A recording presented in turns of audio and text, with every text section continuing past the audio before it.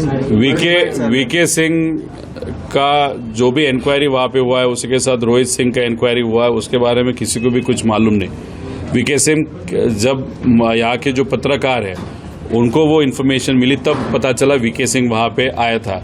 रोहित सिंह कब आया, कैसे आया, कहाँ पे इंक्वायरी हो, किसी को भी नहीं मालूम। इंक्वायरी का स्टेटस क्या है वो भी नहीं मालूम। जब एक अच्छे पत्रकार ने जो सीआईडी के प्रमुख हैं उनको पूछा कि क्या स्टेटस है एफआईआर का, तब उन्होंने कहा नहीं, हम इन्वेस्टिगेशन नहीं कर रहे उस विषय के बारे में, हम इंक्वायरी करेंगे।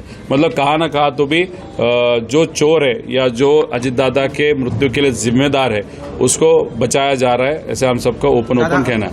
में भारतीय जो जहाज उस पर हमले हो रहे हैं, क्या बताएंगे?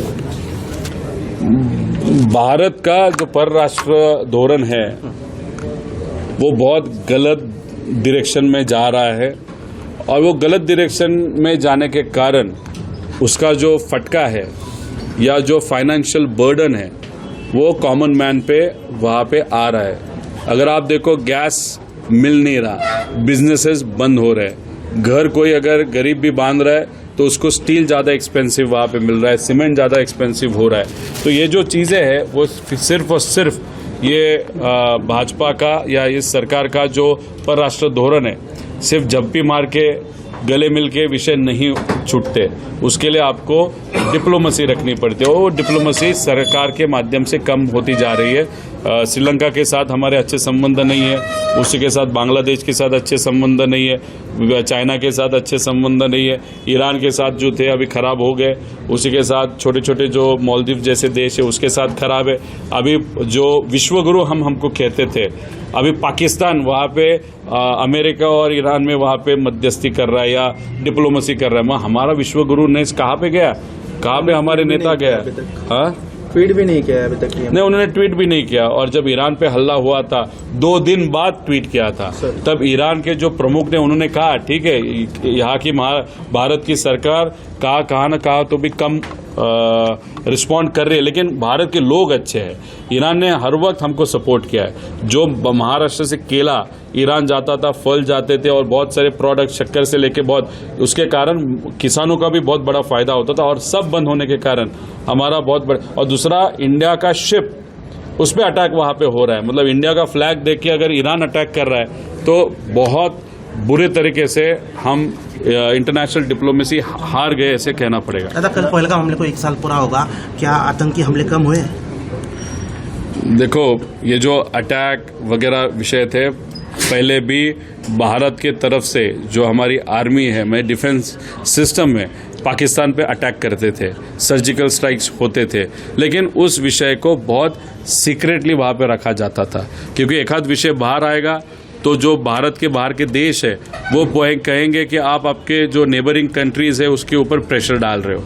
तो ये चीज़ें न होने के वो वहाँ पे बहुत चर्चा होने के कारण बहुत सारे सर्जिकल स्ट्राइक शांत रखे। लेकिन इस सरकार ने जो सर्जिकल स्ट्राइक किया, भाई सरकार से ज़्यादा आर्मी ने जो सर्जिकल स्ट्राइक, तो उसका कहा न कहा तो भी श्रेय भाजपा वहाँ पे ले रही है। अगर आप देखो उत्तर प्रदेश में भी जो पुलवामा का हमला हुआ था उसके फिर हमने प्रति उत्तर दिया था, वो फोटो लगा के, आर्मी का फोटो लगा के वहाँ पे राजनीति की थी। ये चीज़ें कभी भारत में पहले नहीं होती थी, अब होना चालू की। जो भाजपा डेफिनेटली आर्म फोर्सेस का राजनीति के लिए फ़ायदा वहाँ पे ले रहे हैं, ऐसे हम सबको लगता है। के बिल के बारे में, पर उसके बारे में एक एजेंडा सेट किया जा रहा है कि India alliance is against the women bill. एक देखो, 2023 में महिला आरक्षण का बिल इंडिया के पार्लियामेंट में, उसी के साथ राज्यसभा में वहाँ पे पास किया था। अगर आप 2023 सितंबर में जाके देखोगे तो मोदी साहब ने भी ट्वीट किया है और उन्होंने सभी खासदार, मतलब विरोध के भी और सत्ताधारी के भी, उनका आभार व्यक्त किया है कि आपके कारण महिला आरक्षण का बिल 2023 में पास हुआ। अभी जो बिल पास हुआ, वापस उस बिल पे चर्चा करने की क्या जरूरत थी?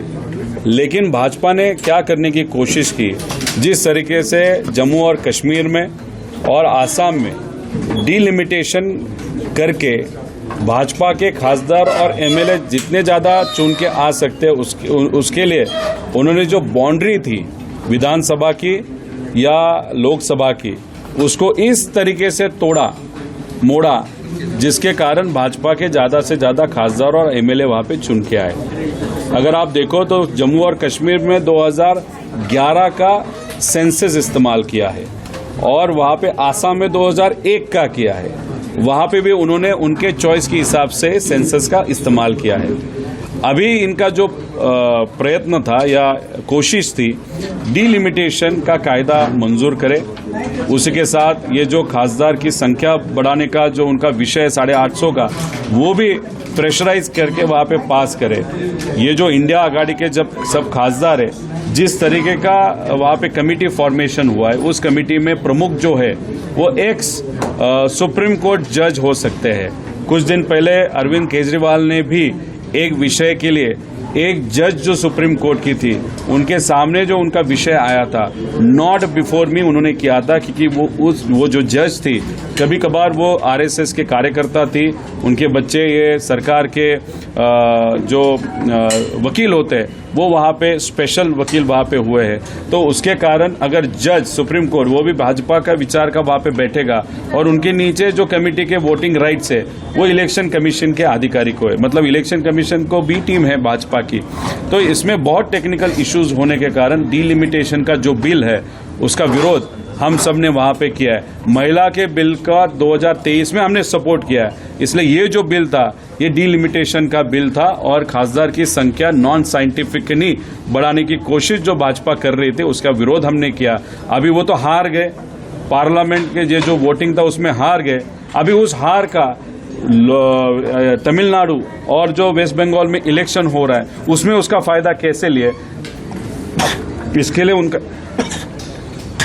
उसके लिए उनका वो प्रयत्न था या प्रयास था, ऐसे हम सब वहाँ पे कह सकते हैं। पहली बार मोदी सरकार कोई बिल पास करने में असमर्थ रही है, क्या बताएंगे?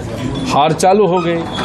अभी 2029 में बड़ी हार उनको वहाँ पे स्वीकारनी पड़ेगी। अभी मुझे तो जो लगता है जिस तरीके से ये डिलिमिटेशन और खासदार की संख्या बढ़ाने की कोशिश अभी इमरजेंसी पार्लियामेंट सेशन करने लेके उन्होंने की, उसमें हमको लगता है उनकी कोशिश थी कि वो जो पार्लियामेंट्री इलेक्शन 2029 में होने वाला है वही उनको प्रीपोन करना था, क्योंकि भाजपा के अंतर्गत भी एक बहुत बड़ा विरोध भाजपा के खिलाफ जो दूसरे नेता है भाजपाई, उनमें बहुत बड़ा वाद वहाँ पे शुरू या लड़ाई वहाँ पे शुरू हुई है।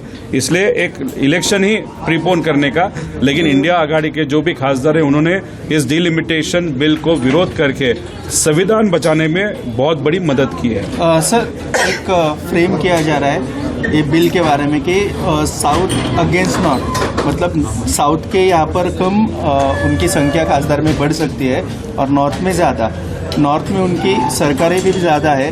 तो आपने ऐसा अज्यूम ही किया है क्या कि वहाँ पर आप कम बैक नहीं कर सकते या फिर वहाँ पर वापस अपन सरकार नहीं बना सकते? देखो, जब 2024 का इलेक्शन था तब जब भाजपा के बड़े बड़े नेता वहाँ पे कह रहे थे आप 400 के पार, मतलब 400 के पार अगर वो जाते तो वो संविधान भी बदल सकते थे। इनकी जो कोशिश थी वो संविधान बदलने की है।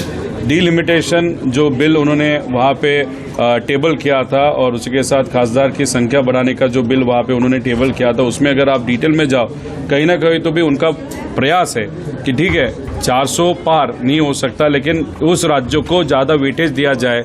आगे जाके जो खासदार बढ़ेंगे जिस राज्य में उनकी वहाँ पे सत्ता है, तो आगे जाके उनका खासदारों की संख्या इतनी बढ़नी चाहिए कि ऑटोमेटिकली वो आगे जाके आंकड़ा जो है 2/3 का वो उनको मिल जाए, जिसके कारण वो संविधान बदल सकते हैं। इसलिए हमारा जो विरोध था वो बीजेपी का जो प्रयास था संविधान बदलने का, वो हमने यहाँ पे वो जो प्रयास था वो हराया है। और उसी के साथ अगर आप देखो तो जो स्टेट इकोनॉमिकली ज़्यादा कंट्रीब्यूट करते हैं उसको भी कुछ वेटेज देना चाहिए। 2002 में अटल बिहारी वाजपेयी जब पंतप्रधान थे, उनका अगर आप भाषण देखो, उन्होंने कहा था 2026 तक ये जो कॉम्पोजिशन है, मतलब 543 खासदार का उन्होंने वो एक्सेप्ट किया था 2026 तक आप एक्सटेंड करो। उसके बाद जो पहला वहाँ पे जनगणना होगी पॉपुलेशन की, उसके हिसाब से मतलब 31 में जो जनगणना होगी उसके हिसाब से आप ये डिलिमिटेशन भी करो और खासदार की संख्या भी वहाँ पे बढ़ाओ। तो हमारा कहना है जो अटल जी बोल रहे थे, वही हमारा कहना है, ऐसे आप कह सकते हो। डीजीसीए के डिप्टी डायरेक्टर को भी अरेस्ट किया गया है, आप बार बार आरोप कर रहे थे। देखो, हमने बार बार आरोप किया है कि डीजीसीए में बहुत बड़ा करप्शन वहाँ पे किया जाता है। अभी ये जो डिप्टी डायरेक्टर मिला है, वो एयरवर्दी सर्टिफिकेट देने वाला व्यक्ति वहाँ पे करप्शन करते हुए पकड़ा है। एयरवर्दी मतलब एक आध प्लेन उड़ने लायक है कि नहीं, वो सर्टिफिकेट, मतलब कितना बड़ा सर्टिफिकेट 6-7 लाख को वहाँ पे दिया जाता था। अभी ये तो छोटी मछली थी, बड़ी मछली तो वैसे बहुत सारे हैं। और हमारा कहना है कि जो वीके सिंह है उसका और डीजीसीए के बहुत बड़े अधिकारियों को बहुत नज़दीक के संबंध है। अभी करप्शन तो हुआ, ये प्रूव हुआ। इस करप्शन का इस्तेमाल करते हुए वीके सिंह अजीत दादा के बारे में जो भी प्रूफ है वो वहाँ पे मिटा रहा है। ये स्टार्टिंग से हम वहाँ पे कह रहे, तो करप्शन है तो पैसा वहाँ पे दिया जाएगा और वीके सिंह अजीत दादा के एक्सीडेंट के बारे में जो भी प्रूफ है वो मिटा सकता है, ये हमारा सबका कहना है। उसी के साथ जो चंद्रबाबू नायडू है, वो साउथ स्टेट के एक व्यक्ति आते हैं, मतलब आंध्र प्रदेश, उनके स्टेट का भी डिलिमिटेशन के कारण बहुत बड़ा नुकसान हो रहा है।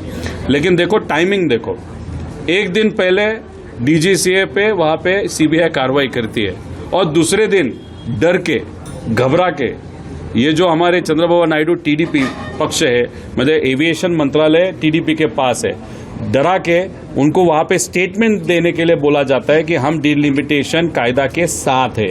मतलब उनके राज्य के लिए जो चीज़ खराब है उसके लिए भी वो सपोर्ट करते हैं। मतलब भाजपा ने सीबीआई की रेड डीजीसीए पे करके राम मोहन नायडू के ऊपर दबाव लाया और राम मोहन नायडू ने चंद्रबाबू नायडू को कहते हुए वहाँ पे भाजपा को सपोर्ट करने के लिए कहा गया, ऐसे हम सबका कहना है। आज बारामती आएंगे, क्या मांग रही है? कुछ नहीं, ज़्यादा भाषण बड़ा मत कीजिएगा। बारामती कर है, जो वोटर्स है बारामती करके, उनका सिर्फ कहना है कि सीबीआई के पास ये जो केस है आप कब वहाँ पे दोगे, क्योंकि सुशांत सिंह राजपूत की 2 दिन में दी थी, अजीत दादा के लिए 60 दिन हो गए, अभी तक नहीं हुआ। एफआईआर अभी तक एक्सेप्ट क्यों नहीं किया गया, और उसी के साथ जो इंक्वायरी चल रही है, इतने स्लो लेवल पे इंक्वायरी वहाँ पे क्यों हो रही है, उसी के साथ वीके सिंह के ऊपर कार्रवाई क्यों नहीं दी गई, और उसी के साथ यहाँ पे 1 लाख करोड़ रुपए ये मराठी कॉन्ट्रैक्टर के वहाँ प्रलंबित रखते हो। दूसरे बाजू को अजीत दादा का एक्सीडेंट होने के बाद आज तक वीके सिंह के कंपनी को 100 करोड़ रुपए राज्य सरकार महाराष्ट्र उन्होंने वहाँ पे दी। मतलब एक जगह आप पेमेंट नहीं दे रहे हो, लेकिन वीके सिंह को आप बहुत टाइमली वहाँ पे पेमेंट दे रहे हो। इससे क्या पता चलता है, वीके सिंह ये भाजपा के बड़े बड़े नेता के बहुत क्लोज वाला बंदा है, कमर्शियली भी, फाइनेंशियली भी और पर्सनली भी व्यक्ति क्लोज होने के कारण। और आगे जाके वीके सिंह बहुत बड़े बड़े नेता का नाम ले सकता है अजीत दादा के एक्सीडेंट के बारे में। इसलिए महाराष्ट्र की भाजपा और सत्ताधारी ये वीके सिंह को डर रहे से हम सबको लगता है।